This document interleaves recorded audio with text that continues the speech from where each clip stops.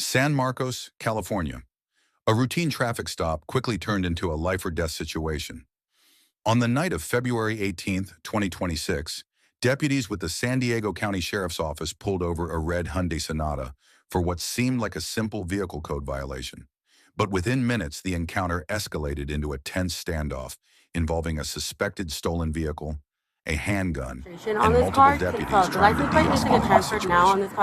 What happened next unfolded in seconds and forced officers to make a critical decision under extreme pressure. So you bought it in New Mexico? In today's you live here now, though? we break down the entire incident step by step, showing how a routine stop turned into an officer-involved shooting. Well, they live right there in the Hidden Valleys, right there by Richland. Okay. All right.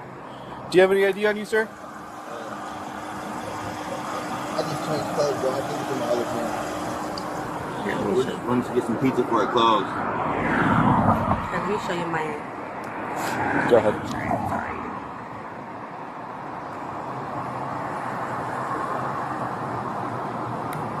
Hey, bro. 10-4.